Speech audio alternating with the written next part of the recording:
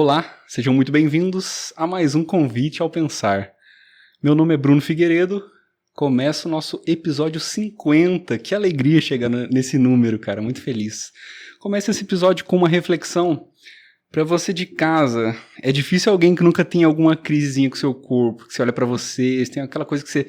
Às vezes você se trata mal, você tá se olhando assim, e você fica se julgando. Quando a gente se julga é foda, é ruim.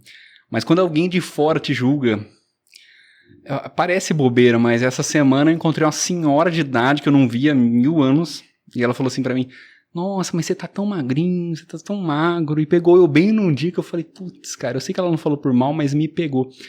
E essa crítica externa, tem vários tipos, né? Às vezes a pessoa fala igual ela que falou, mas tem quem ataca também.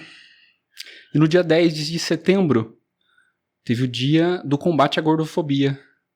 Para falar sobre esse tema, hoje eu tô com uma pessoa, ela que tá lançando um livro que a gente vai falar sobre. Seja muito bem-vinda, Jéssica Balbino.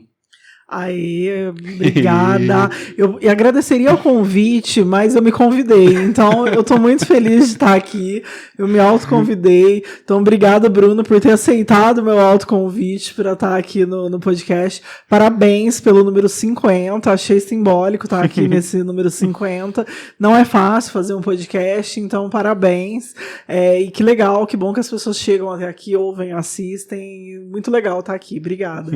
Eu sempre tenho um certo receio quando a pessoa já foi em outras entrevistas. Eu tenho acompanhado seu Insta, vi que você já foi em vários lugares, vários podcasts, e eu penso assim, pô, o que eu vou perguntar que ela não respondeu ainda? Nossa, então, sempre tem muita coisa, a gente vai aqui no flow, vai sentindo aqui, tá tudo bem. Sempre eu saio surpreendida, nunca é o mesmo roteiro. Eu espero que a gente caminhe por outras trilhas aqui hoje.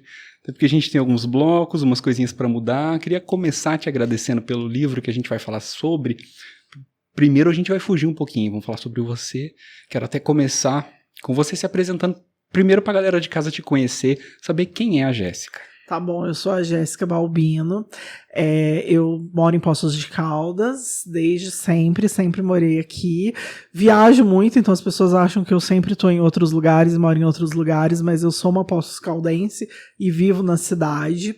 Eu sou viciada em café, eu tenho medo de estátua e de lagartixa.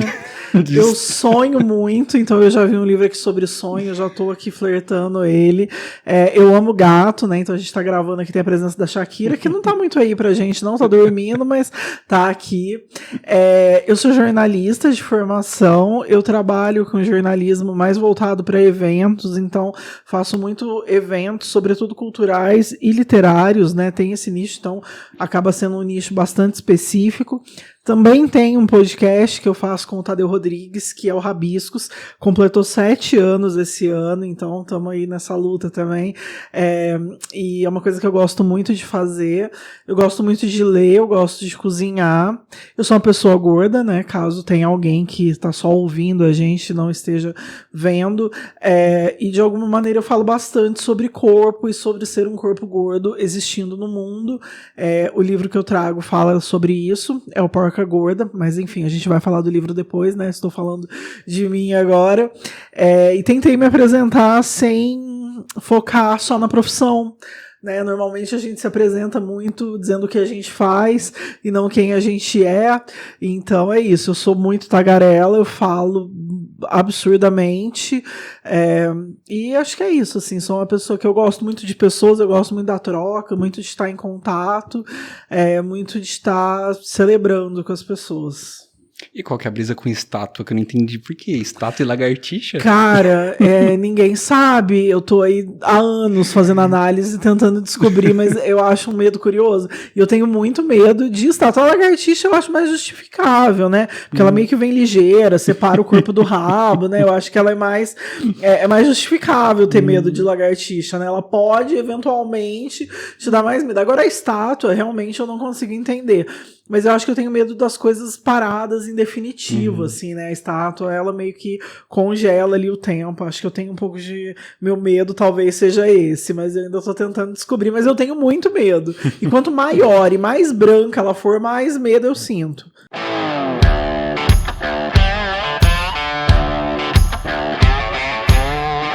Entramos no bloco pessoal, momento da gente te desvendar, te conhecer, saber como é que você reage ao mundo, como é que você se vê e vê os outros.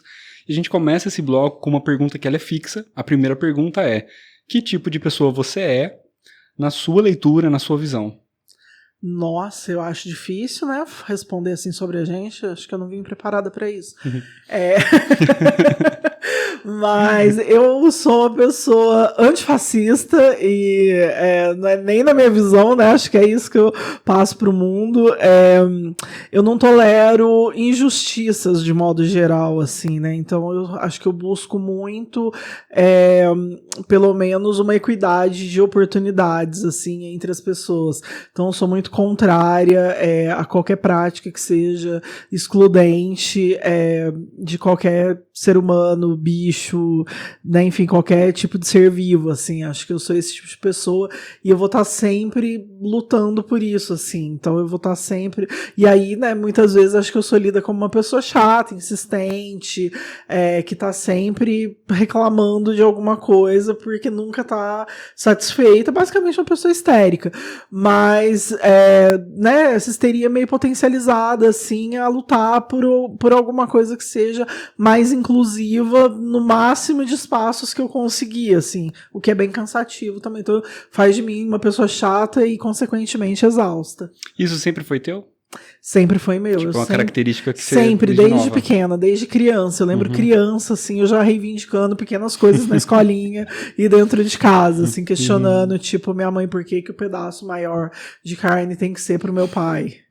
Então eu sempre falei, aqui nasci já brigando pela igualdade no prato de comida.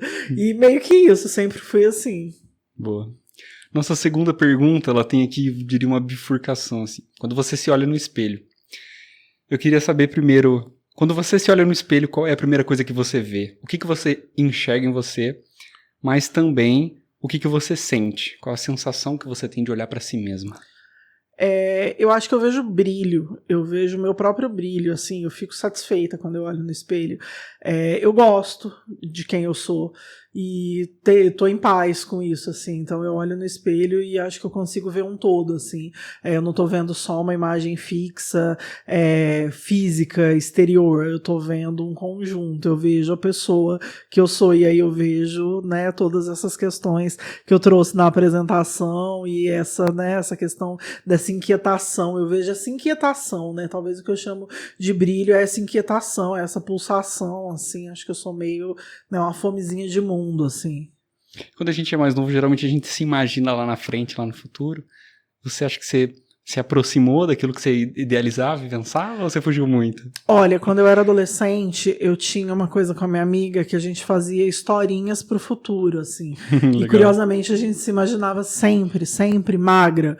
E eu sempre falo disso, porque o imaginário da gente não é um imaginário que comporta pessoa gorda, pessoa com deficiência, né? Não comporta outros corpos que não os corpos padrão. Então, eu me imaginava magra, e isso é diferente, assim. É bem diferente do que cabia no meu imaginário. Acho que sim. Mas eu gosto, hoje eu gosto, mas não que foi uma coisa automática, né? Não é que eu era criança, eu me olhava no espelho e, nossa, eu já me imaginava assim. Mas tem uma coisa curiosa, né? Falar disso do espelho, porque quando eu era criança eu gostava de chorar na frente do espelho. Então eu já tinha uma coisa meio dramática ali, uma coisa meio teatral. Eu gostava dessa brisa, assim. Eu ia chorar, eu ia pra frente do espelho e aí as pessoas falavam assim, que menina louca, né? Ela chora na frente do espelho. Mas eu gostava disso. E sei lá, acho que é um exercício também da gente se ver diferente, né? Não só fazendo pose ali, mas mais visceral também. A gente olha no espelho tão no automático, né? Sim. A gente olha só pra se arrumar uma coisinha aqui, outra ali, mas se olhar verdadeiramente é bem doido. Olha que engraçado a nossa terceira pergunta. Ela fala justamente sobre medo. Você já revelou, a pergunta era se você tem medo do que você tem medo, né? Beleza, a gente já sabe que é estátuas e lagartixas. Então eu vou alterar essa pergunta para o que você tem medo de sentir, ou de fazer, ou de que aconteça, pra gente não deixar como um objeto ou com alguma coisa. Porque não é um medo muito específico que eu trouxe. Eu acho que eu tenho medo dessa progressão mundial, assim, de uma escalada violenta. Eu acho que eu tenho medo dessa violência, assim, imposta, que é muito contra as coisas que eu acredito, assim, que é contra determinados tipos de pessoas, porque em razão de cor de pele, do local que elas nascem, da religião que elas escolhem, né, da cor da pele que elas têm, da orientação sexual que elas, né, têm, do gênero, enfim, isso me assusta muito, assim, esse mundo regulado por alguns valores que são bastante limitados a algumas pessoas. Isso me assusta bastante. Tá. Nossa próxima pergunta, a maioria das perguntas desse bloco, elas têm as duas facetas, assim. Aqui a gente vai falar agora de uma coisa que te estressa no mundo, mas ao mesmo tempo uma coisa que te alegra no mundo. Mas tem que ser a mesma coisa? Não, tá, duas coisas... Fila me estressa profundamente. Nossa, Pô, eu quero morrer, eu odeio fila. E assim, o brasileiro tem um amor por fila, que é uma coisa inexplicável. Então assim, a gente vê uma fila, a gente entra, né, e eu me incluo nisso, assim, sem saber onde ela vai dar, mas acho que tem uma coisa meio de um autoflagelo ali na fila, e eu simplesmente não suporto fila. Então toda vez que eu vou sair de casa, que eu penso que eu vou ter que enfrentar uma fila, seja num self-service, numa padaria, tudo tem fila, né? Você vai comprar um pão, tem uma fila. Eu falo, gente, e aí nada que você vai fazer, não tem uma fila, né? Pra entrar no elevador, qualquer coisa. Me estressa muito, me irrita profundamente isso no mundo. É uma irritação que eu tenho. E uma coisa que me alegra, eu gosto muito de arte de modo geral, assim. Então essa arte que surpreende, que te pega meio desprevenido, que às vezes você não tá esperando que seja uma manifestação artística e de repente né? Então tem muito artista de rua, tem muito artista que não se coloca como artista, mas está fazendo algum tipo de arte. Isso sempre me alegra, isso sempre me surpreende, me captura. Perfeito. Agora a gente vai pegar seu baú de lembranças, vai dar uma boa chacoalhada nele. Eu queria que você tirasse uma lembrança que para você é muito valiosa, uma lembrança muito forte que você tem. Tá, eu acho que as lembranças talvez sejam as mais felizes. É quando era todo mundo vivo, assim, né? As pessoas meus amigos, a minha família, era um mundo mais completo e a gente sempre se reunia no quintal de casa e fazia churrasco, fazia festa. Então, acho que essas são as lembranças mais caras que eu tenho, assim. Envolvem as pessoas que eu gosto, uma simplicidade, né? Uma coisa que não passa pelo ter, assim, ou por algum tipo de status. É só o afeto pelo afeto, assim, isso pra mim é muito caro. Eu congelaria sempre essas lembranças, assim, as que meu baú de memórias, essas são as mais legais.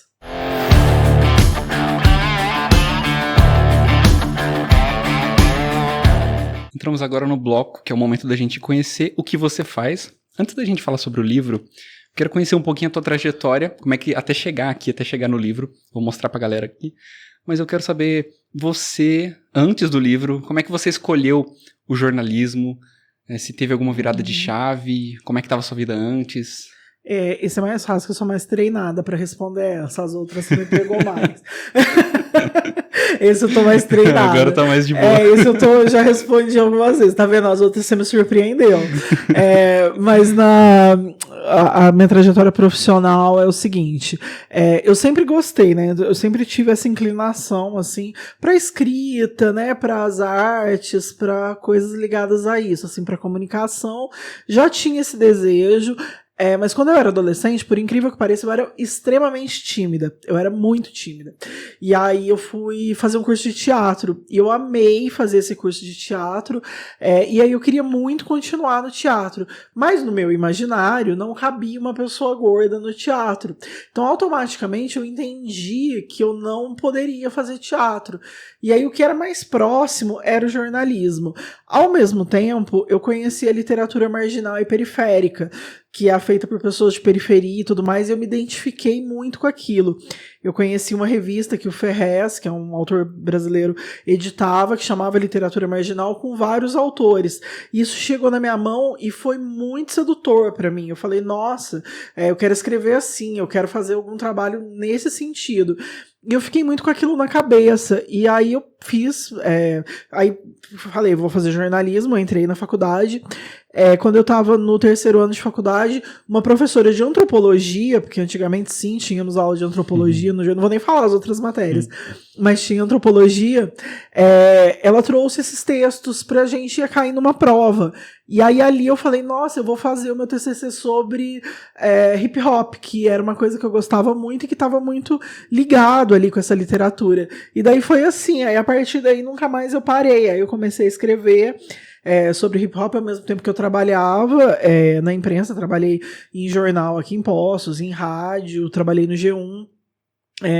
E aí, enfim, fui trabalhando e escrevendo ao mesmo tempo, assim.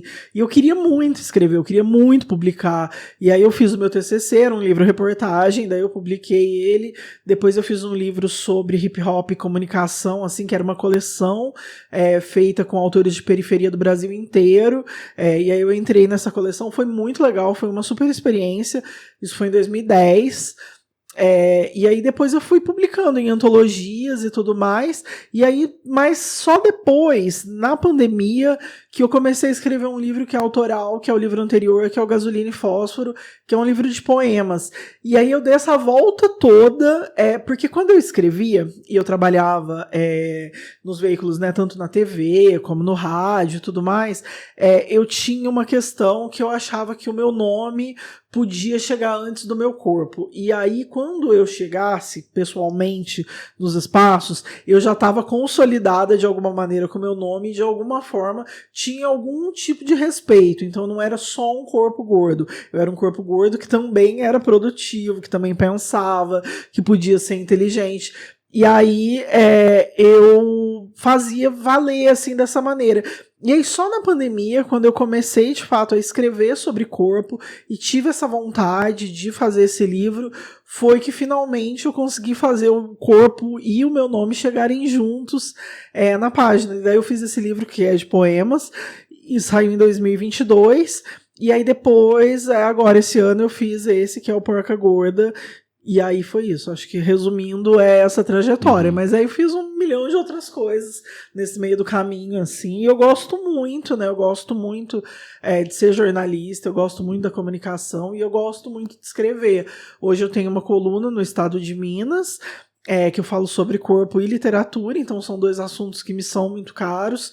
É uma coluna que sai semanal, eu faço podcast e eu faço isso, trabalho com assessoria e faço vários eventos e faço curadoria para eventos literários e aí vou fazendo o que for surgindo, assim, pôs contas e boletos. E sou uma trabalhadora cansada. Eu queria explorar um pouquinho em relação à colunista. Você tem uma linguagem no livro, eu não vou conseguir definir, você tem uma linguagem de afronte, uma linguagem forte. Você tinha essa liberdade para poder ser dessa forma nos trabalhos que você fazia ou você tinha que se moderar? Quando eu era repórter, eu tinha que me moderar totalmente, mas eu sempre tentei ter alguma coisa que fosse mais autoral. Então eu lembro que no primeiro emprego que eu tive, que foi no jornal jornalístico, né, o primeiro emprego jornalístico, foi no Jornal de Poços. Eu tinha uma coluna de domingo que chamava Margens, e aí eu escrevia sobre pessoas marginalizadas, assim, então eu achava um personagem, e aí eu tinha uma página inteira, e ali eu podia exercer muito essa linguagem que era mais próxima de um jornalismo literário, de uma coluna e tudo mais, então eu sempre fiquei tentando cavar esses espaços, que os editores não davam muita importância, assim, falavam, deixa ela fazer, ela quer trabalhar de graça, deixa ela fazer. E pra mim era muito caro, assim, né, e sempre foi, assim, o tipo de coisa que eu acreditava, mas eu tinha que me moldar essa linha editorial, assim, né, mas é isso, eu tentava escapar, né, assim, como dava ali, eu tentava encaixar alguma coisa, diferente da coluna do Estado de Minas, né, eles chegaram pra mim com a proposta, olha, você pode escrever da maneira que você quiser, não tem nenhum tipo de censura, nenhum tipo de nada, eu posso escrever sobre o que eu quiser, da maneira como eu quiser, assim, não tem nenhum tipo de edição, não passa por nenhum tipo de edição, exceto ortográfica, assim, não tem nada que censure ali, pelo menos nunca aconteceu, espero que não aconteça.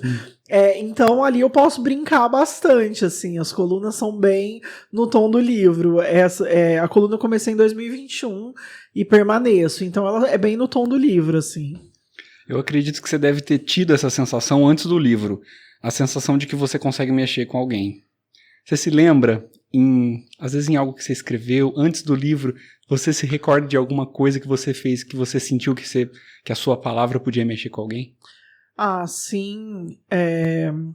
Eu acho que desde o começo, assim, desde o jornal, eu acho que isso já acontecia, assim. Antes de trabalhar no jornal, eu tinha blog na internet, né? Porque eu venho de um tempo longínquo, eu já sou uma senhora.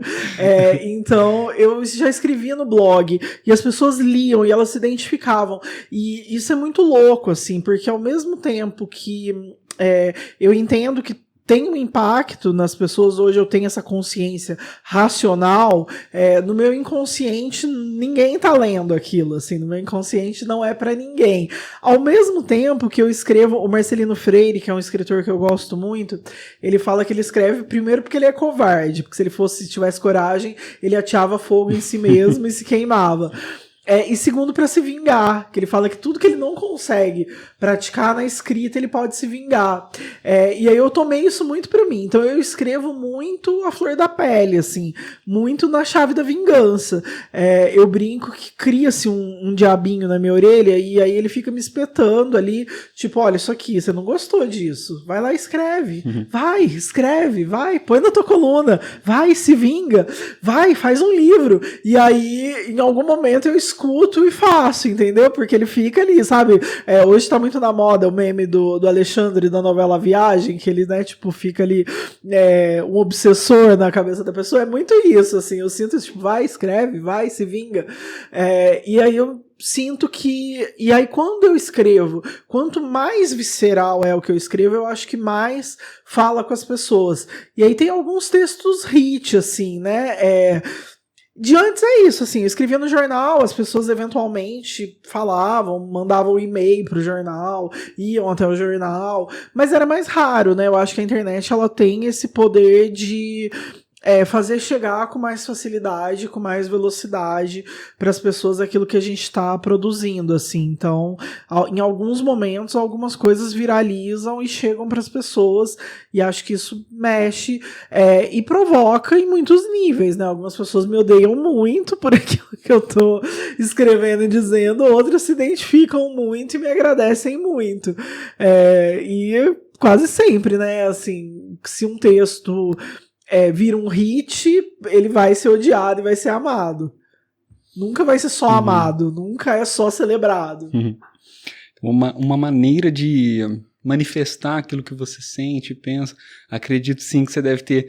Eu vi pessoal falando muito bem do livro, mas eu acredito também que o pessoal deve ter falado uma groselha na sua cabeça. Hoje a gente vai falar sobre ele. Eu queria inclusive começar, vou mostrar pra galera aqui. Inclusive, obrigado, valeu. Eu quero começar te perguntando pelo nome. Vamos começar do nome Porca Gorda. Eu queria que você me explicasse o porquê da escolha do nome. Tá, bom, quando as pessoas são pessoas gordas, né, quase sempre elas têm um comparativo que desumaniza e que coloca algum tipo de animal. Então, ou elas são chamadas de baleia, ou elas são chamadas de porco, ou elas são chamadas de vacas. Isso sempre acompanha a vida de uma pessoa que é gorda. Muito raro uma pessoa gorda nunca ter sido comparada a algum animal. E no meu caso, assim, o porca sempre me pegou muito, assim, embora eu ache porcos extremamente fofos, assim, né, eu acho bichos muito fofos e muito legais e tudo mais, mas sempre foi uma coisa que, porque além de ser desumanizante no sentido de te comparar a um animal, é um animal que vive na lama, é um animal que é muito ligado à sujeira, à porquice, né, assim, a coisas muito depreciativas. E o título, né, vem muito desse lugar, assim, acho que dessa raiva, dessa vingança, e de uma comparação que uma vez uma pessoa com quem eu trabalhava fez. Tinha um convidado de um evento que tinha um sobrenome que era Leitão, e alguém criticou esse convidado na rede social. E aí essa pessoa chegou pra mim e falou, viu, estão falando mal de você. Eu falei, de mim, né? Porque eu tô aqui tão quietinha trabalhando. Ela falou, estão chamando de Peppa Pig. Aí eu falei, não sou eu. A pessoa, né, que é convidada, costumam chamá-la assim nas redes sociais. Aí ela falou, eu falei, E aí, só que isso demorou muito tempo, assim, pra eu entender e digerir que isso vinha de um lugar extremamente ofensivo, assim, que a primeira coisa que ela pensou quando ela leu Peppa Pig, que é uma porca rosa de um desenho animado, era em mim, que sou uma pessoa gorda. Ela não conseguiu atrelar o sobrenome da pessoa, que é Leitão, né, que seria a correlação óbvia. Ela atrelou a mim e ao meu corpo, assim, e aí isso eu achei muito, mostra muito como é enraizado, mostra muito como é estruturada a gordofobia enquanto uma forma de opressão, assim, como ela é discursiva e como a pessoa não se dá conta de que isso está acontecendo. E aí eu fiquei sempre pensando muito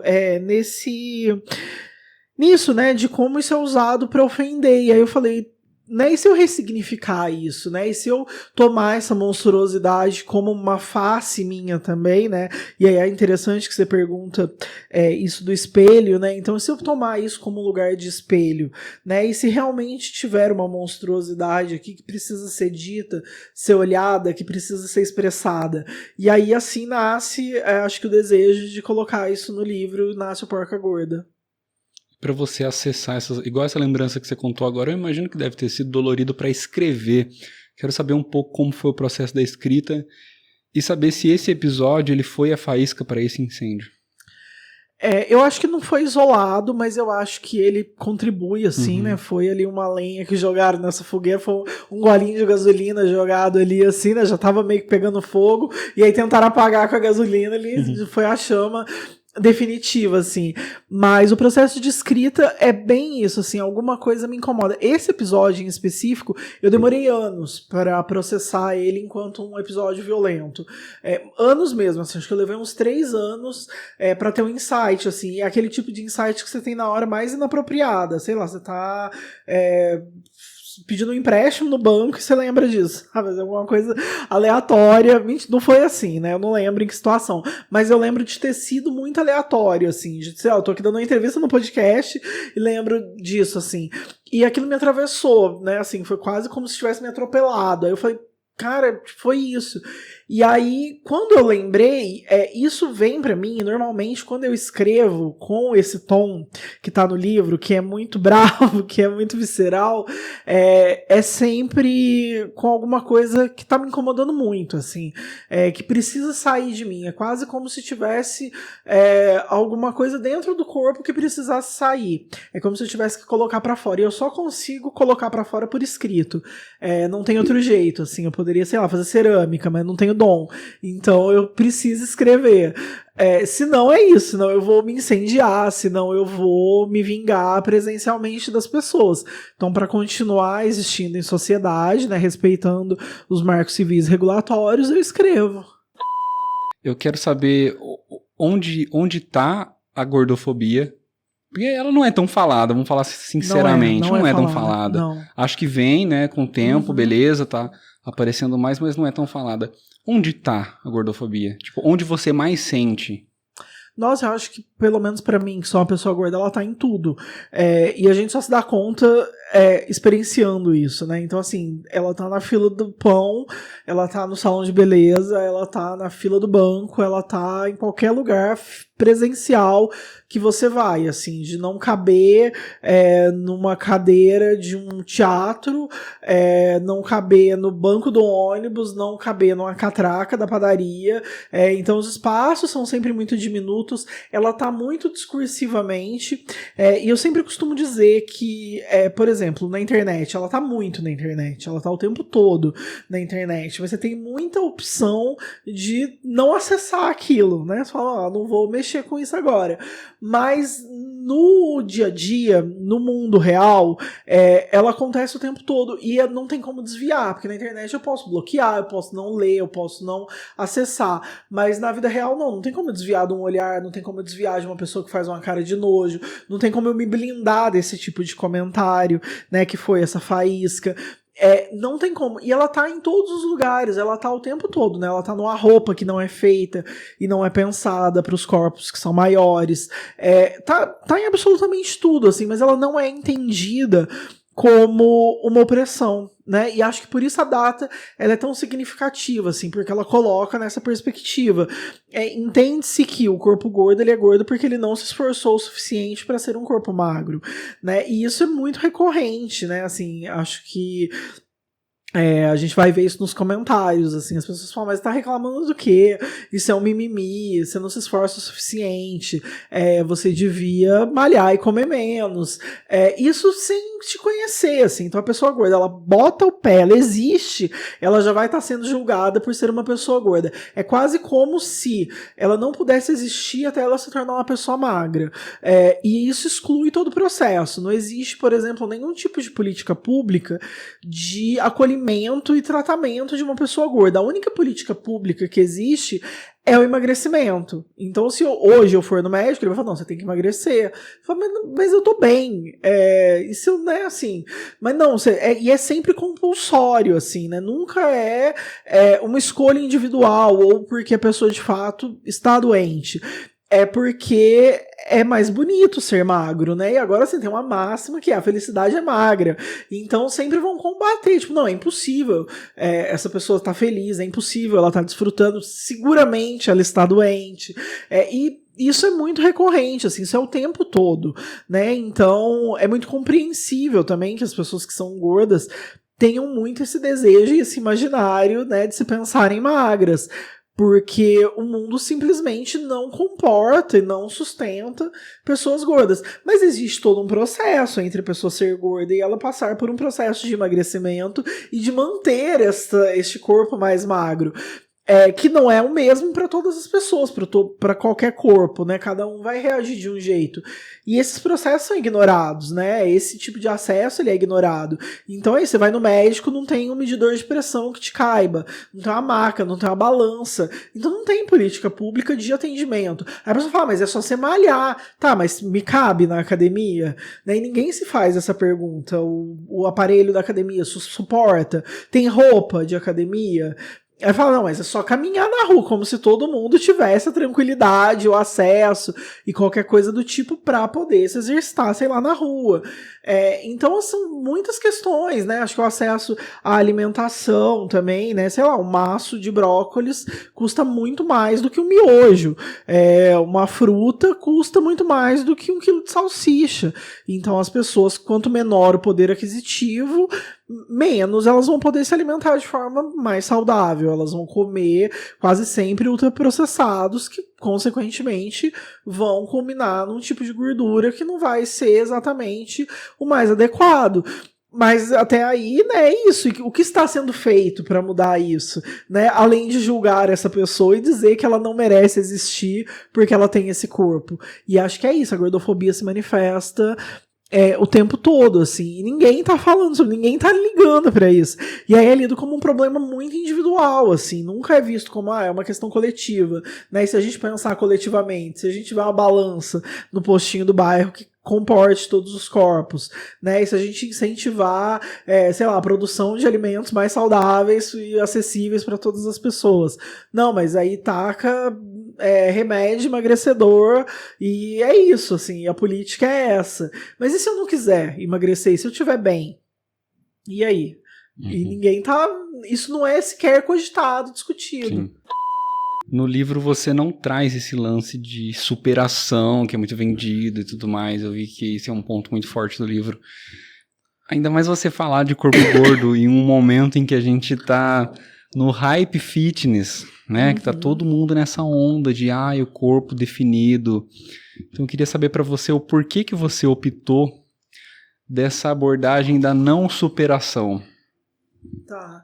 É porque eu acho que não é um corpo a ser superado, né? A primeira coisa é essa, eu não acho que tem que superar nada. Não é um lance de aceitação, não assim.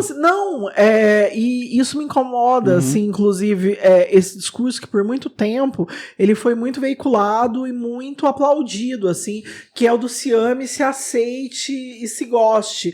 Eu acho massa a pessoa se gostar, né? Eu disse no começo, eu falei, não, eu gosto de quem eu sou, eu gosto do que eu vejo.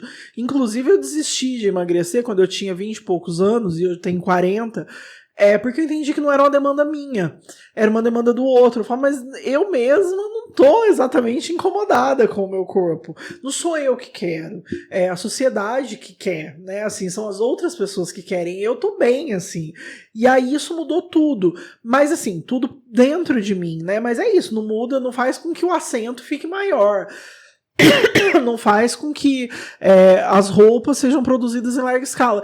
E sim, a gente tá no hype da magreza, eu não acho nem que é do fitness, nem do super saudável, eu acho que é o da extrema magreza, assim.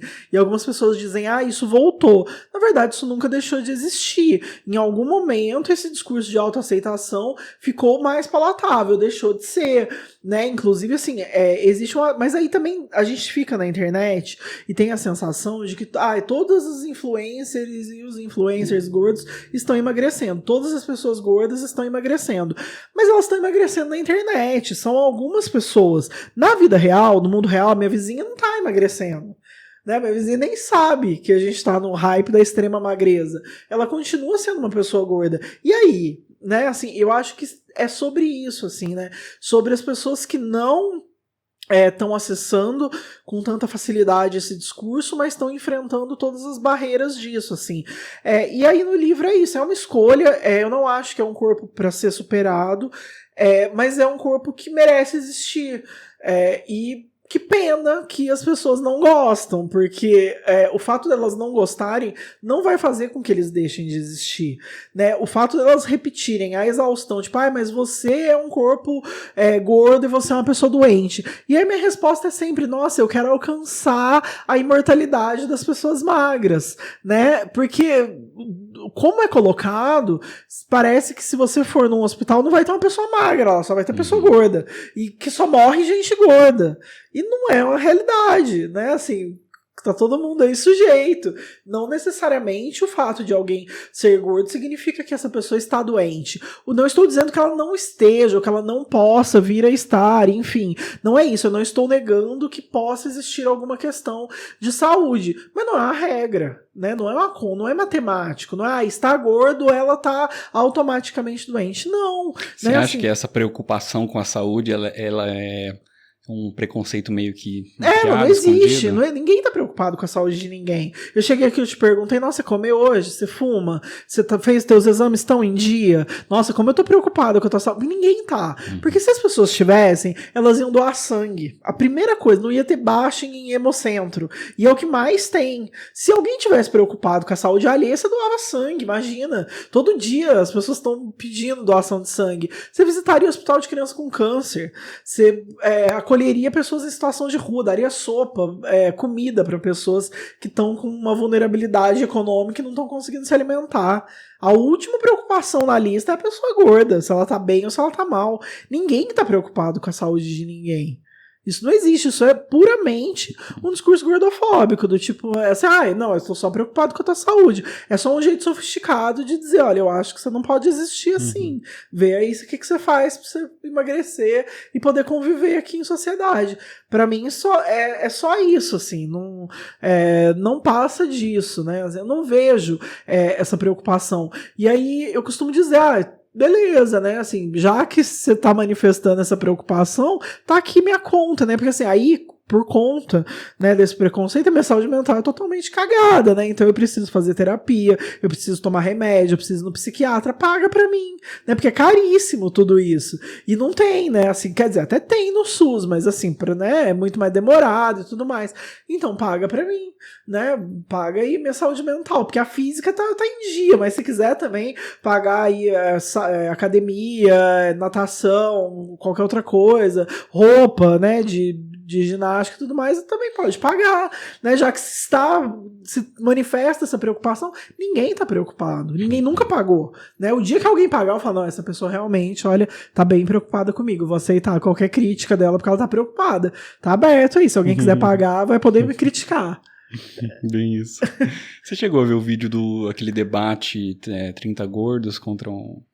Jamais faria isso comigo mesmo. Pô, eu queria muito saber a tua opinião, se... Eu acho que não tinha nem que existir esse debate. Essa parada problematiza esse tipo de debate, a maneira como a mídia lida Isso mais problematiza do que traz uma reflexão?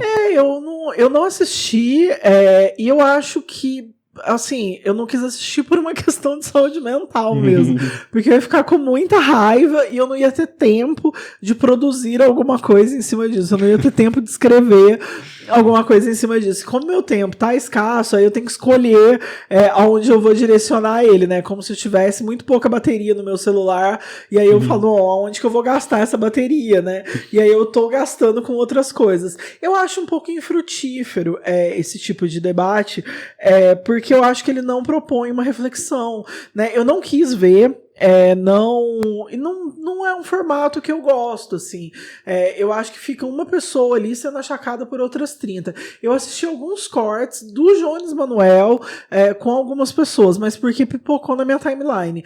Também não gosto, assim, gosto do Jones, mas não gosto do tipo de debate. Eu acho que é muito mais pra isso, assim, pra gerar corte de internet do que pra propor uma reflexão, assim. Não acho que eu não me colocaria nessa situação com essas 30 pessoas, muito embora eu me coloque em outras, enfim, né, falando sobre, eu lancei um livro, mas é que eu acho que o livro, as pessoas, é uma provocação também, porque o Brasil é muito pouco, assim, né, eu gostaria que inclusive lesse mais, eu trabalho muito para que as pessoas leiam mais, mas de fato, né, elas não vão comprar um livro sobre esse tema para ler e vir discutir comigo. E se vierem, eu acho que vão vir com uma outra perspectiva também. Então tem essa provocação aí que talvez eu tenha me dado conta dela agora, assim, que é mais velada.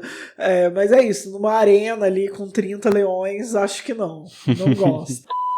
Olha, pra gente fechar esse bloco, eu queria encerrar com uma pergunta para uma menina de seus 13, 14 anos que tá sofrendo um bullying na escola por ser gorda. O que você diria pra ela? Que a culpa não é dela. Que tá tudo bem ela ser uma pessoa gorda, que ela tem todo o direito de existir, que ninguém tem direito de dizer que ela pode ou não fazer, como ela deve ou não ser, sobretudo como o corpo dela deve ser. Ela tem todo o direito de desfrutar da vida, de gozar da vida como qualquer outra pessoa magra, que ninguém tem direito de dizer não, e que a culpa não é dela. Diria muito assim, eu tatuaria em alguma coisa que a culpa não é dela. Assim, eu gostaria muito de ter ouvido isso quando eu era criança ou quando eu era adolescente. Quando eu era criança eu me culpava muito, eu questionava assim, forças divinas do porquê eu era uma criança gorda e porquê eu não podia brincar como as outras crianças. E esse impedimento da diversão me marcou muito, assim, porque foi a primeira coisa, foi quando eu descobri que eu era uma criança gorda, foi sendo impedida de brincar.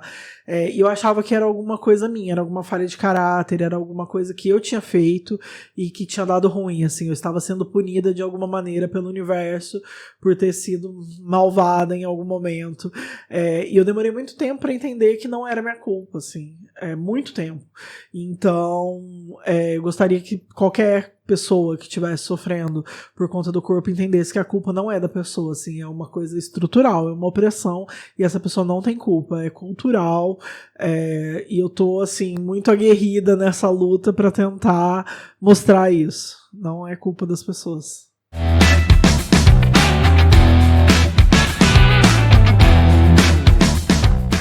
Entramos agora nas perguntas que mandaram lá no Instagram.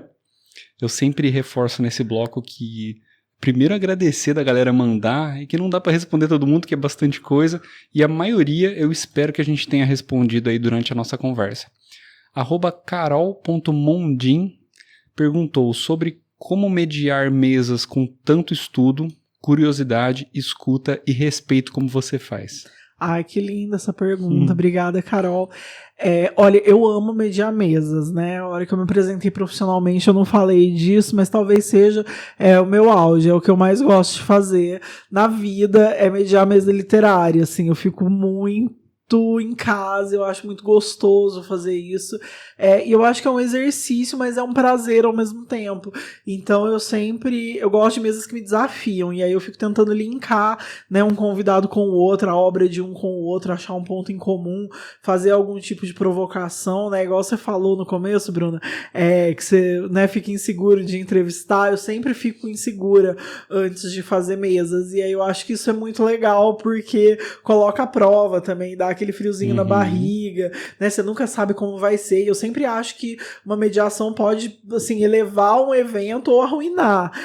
E eu fui melhorando, obviamente, ao longo do tempo, mas tem muito estudo, né? Eu acho que não tem grandes segredos. Eu acho que é ouvir mais do que falar e estudar, né? O tema que você vai mediar, as pessoas conhecer um tanto da obra e não ter medo de ter curiosidade ali na hora. Eu acho que meio que isso responde.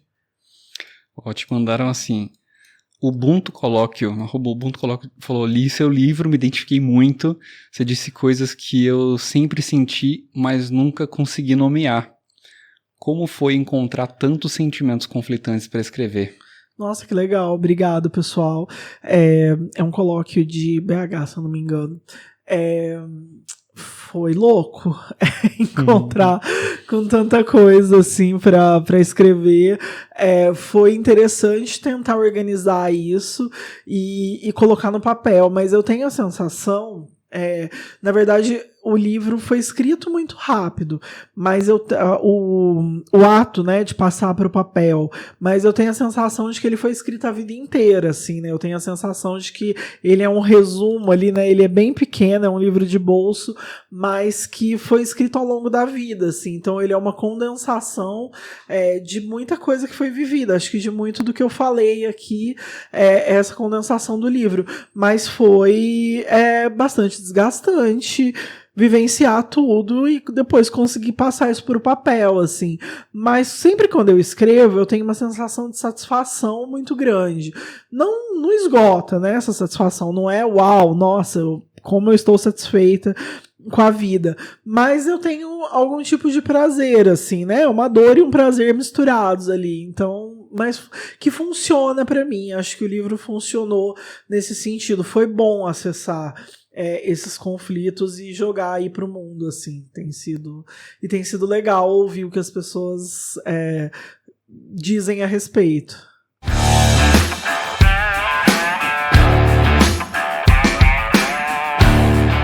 Agora o modo aleatório são perguntas que eu não lembro até de ter escrito, né, que podem não fazer muito sentido, até pra gente fugir um pouco do assunto.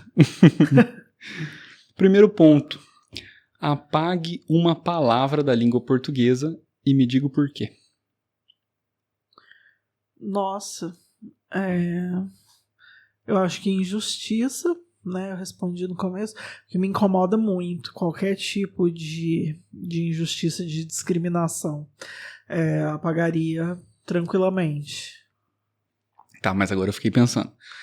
Apagar uma palavra. Não é um ato, né? Porque não apagaria, porque mesmo se a gente apagar... Entendi. É a palavra. Nossa, não sei, porque eu gosto de palavras. Nossa, deixa eu pensar. Vou precisar pensar uma palavra que eu não gosto. Não sei. Eu só consigo pensar politicamente nas coisas. E aí isso pode ser um problema, porque daí eu não consigo pensar numa palavra aleatória de panela, sabe? Assim, que eu apagaria só porque eu não gosto do som, sei lá. Não sei. Eu acho que eu falo muitas, né, palavras. Não sei, uma palavra que eu não gosto. Lenço, eu não gosto da palavra lenço. Que me soa, sei lá, me soa mal. Pode ser, faz jus ao nome do bloco, aleatório. Boa. Segundo ponto, qual é o melhor rolê que existe? Eu gosto de rolê de idoso, né? Que é me reunir com as pessoas e ficar de boa em casa, assim, com comidinhas, bebidinhas, e eventualmente um jogo, eventualmente uma série, um filme, ou ficar só jogando conversa fora, assim, é uma coisa que eu gosto bastante de fazer. Jéssica, o que tem depois da morte? Nossa, não sei, cara. Hoje eu tô pensando muito nisso, porque eu fui num velório, né? E eu tenho ido em muitos recentemente. É uma reclamação que eu tenho pra fazer com o universo, eu não aguento mais. E eu não sei o que tem depois da morte. Mas eu não sou muito curiosa também pra descobrir, não. Tenho um pouco de medo do que vem depois, assim. Mas hoje eu vi um meme muito bom, que é assim, olha, a reencarnação pra mim deixa de fazer sentido quando quando eu penso que eu vou ter que fazer o ensino médio de novo. E aí eu li isso, me deu uma preguiça tão absoluta que eu falei, eu não quero. Simplesmente não, que se tiver eu não volto. Então, assim, não sei o que tem, mas se for isso, eu não quero. Nossa próxima pergunta. Uma coisa simples que te faz acreditar que vale a pena viver a vida. Eu acho que vai ser redundante, mas eu acho que tá com as pessoas que a gente gosta. Mas eu vou dar uma coisa mais específica, que eu tava reclamando que a Shakira não me deu moral, e eu acho que os gatos sempre me fazem acreditar que vale a pena. Eu sou muito gateira, e aí toda manhã eu acordo com a minha gata lambendo a minha cara, e isso faz com que eu levante mais animada e meu dia fique mais divertido. Então, acho que bichinhos normalmente fazem a gente acreditar que vale a pena, assim, eles são manifestações de afeto bem gostosinhas. Última pergunta. Queria que você deixasse uma pergunta no ar. Nossa. Não é uma pergunta isso. É um pedido, né? Uma pergunta no ar. O que você escolhe e por quê? Boa. E se você pudesse trazer alguém aqui para participar do convite? Essa vai ser a nossa pergunta que sempre vai encerrar esse modo para a gente ir para o bloco final. Quem você gostaria de ver aqui? Pode ser alguém vivo, morto, pode ser alguém acessível ou não, alguém que te venha à mente. Eu vou deixar uma sugestão de alguém muito acessível, que mandou pergunta, mas não deu tempo de responder, que é o Toquinho Carvalho, que é daqui de Poços, que não tá morando aqui, mas acho que é super possível ele vir, e é um artista muito legal, é uma pessoa que eu gosto muito, e eu gostaria de ouvir ele aqui, de acho que a gente chegou a conversar já no Instagram, se não tiver. É muito possível que sim, o Toquinho é excelente, e é uma pessoa que eu sinto muita saudade de ter, assim, perto mais no dia a dia. Ele mora fora agora, mas é uma pessoa muito legal, então eu gostaria de ver ele aqui.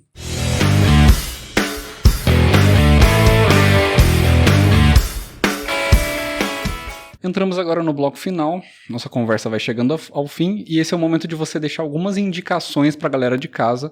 A gente começa com um hábito que você acredita que é poderoso para as pessoas cultivarem no dia a dia delas. Nossa, tomar água. Eu tomo muito. Nossa, boa. A gente tava aqui tomando água e eu tava pensando na quantidade absurda de água que eu tomo. Eu tomo muita água, eu acho que é um hábito muito bom. E como a gente falou muito de saúde aqui, as pessoas questionam muito a saúde dos outros. Esse é um hábito que você pode fiscalizar do seu amiguinho, né? Tipo, tá tomando 2 litros de água todos os dias. Eu indicaria esse hábito, eu acho muito bom e, enfim, tá aí pra todo mundo, bebam água. Eu adoro quando são hábitos diferentes, assim, porque esse ainda não tinha aparecido aqui no convite. Gostei. Nossa, e por favor, né? Precisamos de água, muita água. O segundo ponto do bloco final, esse você vai escolher um desses. Pode ser um filme, uma série, um livro ou uma música que tenha ou não um significado, um sentido pra você que você queira compartilhar com a galera de casa.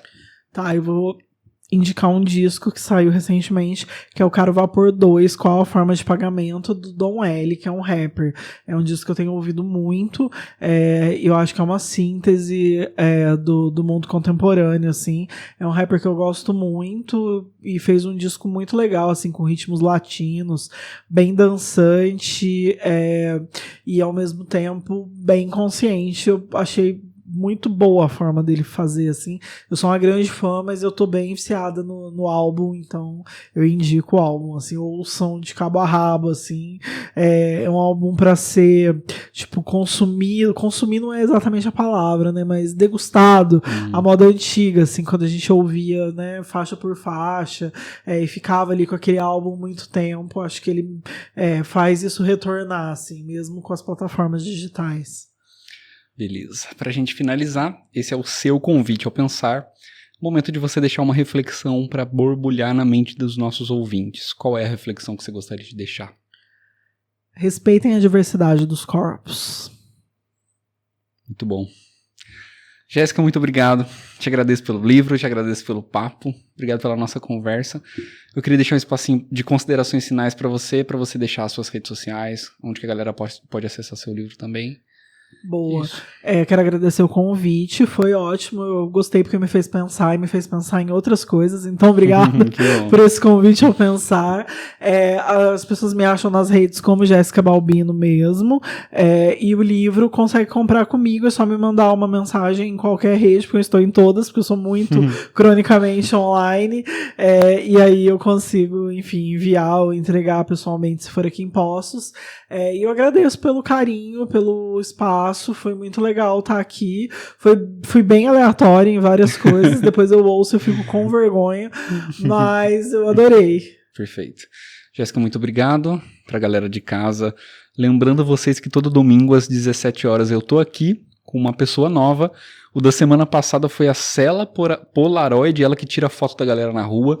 O da semana que vem é o Victor Pisati, ele é adestrador de cãezinhos. Então, lá no nosso Instagram, @convite ao pensar, você pode ficar por dentro dos convidados, você pode participar mandando pergunta, você pode se inscrever, assim como a Jéssica que se inscreveu lá no nosso radar. Preencheu 3 pontinhos lá, coisa básica. Você entra no nosso radar e pode ser convidado para ter um episódio aqui comigo.